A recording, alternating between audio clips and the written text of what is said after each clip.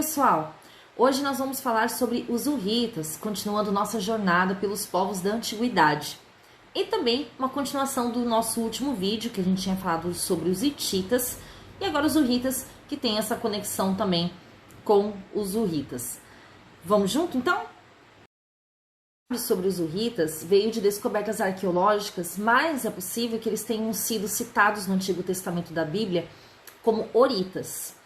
Através das descobertas arqueológicas, foi possível ter acesso a umas tabuinhas cuneiformes, que essas tabuinhas elas possibilitaram o estudo tanto da história quanto da língua. Textos hititas, assírios e egípcios também forneceram muitos dados para o estudo, e a gente sabe hoje que os hurritas se espalharam pela região entre os Zagros e o Mediterrâneo. Eram os hurritas. Para começo de conversa, existiam dois reinos hurritas. Era o Urri e o Mitanni. Enquanto o Urri, a localização do Urri é incerta, o Mitanni localizava-se com certeza a norte da Babilônia, entre os rios Tigre e Eufrates, e tinha como capital a cidade de Uazucani. Um dos mais antigos reis do Mitanni, se não mais antigo que a gente tem conhecimento, possui um nome ariano, Salsatar, filho de Parsatatar, reinando por volta do ano de 1460 a.C., em uma época próspera. É bem possível que tenha vivido na mesma época que o Tutmés III e o Amenófis II. O Egito acaba se unindo ali com o Mitanni como uma forma de impedir a união dos povos da Ásia contra os hititas, que expandiam ali os seus territórios.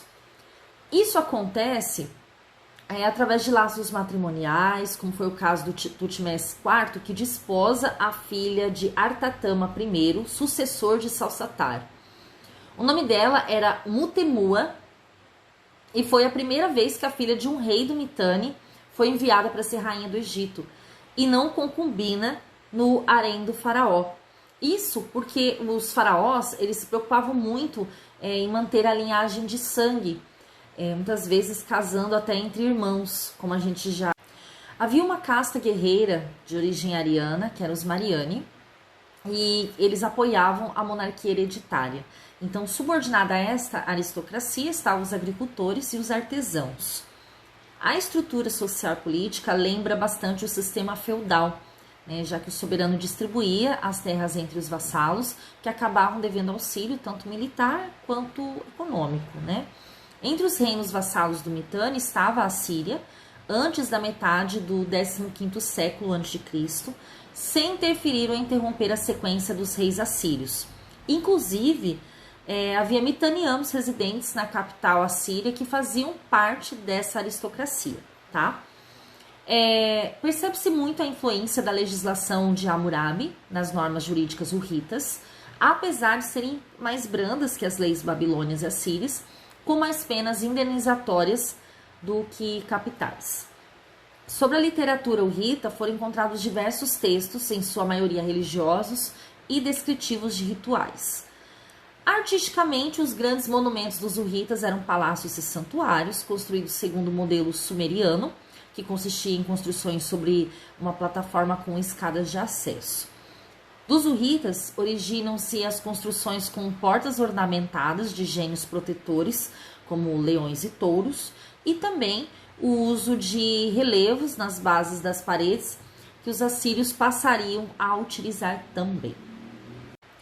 O panteão de deuses dos hurritas é bem numeroso, já que os hurritas, como muitos povos da antiguidade, costumavam incorporar os deuses dos povos vencidos.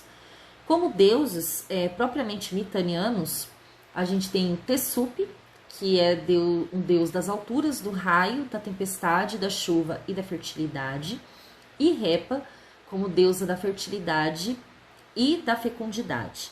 Os dois configuraram o casal de divindades que juntos garantiam a fertilidade da terra, as colheitas e a renovação dos ciclos.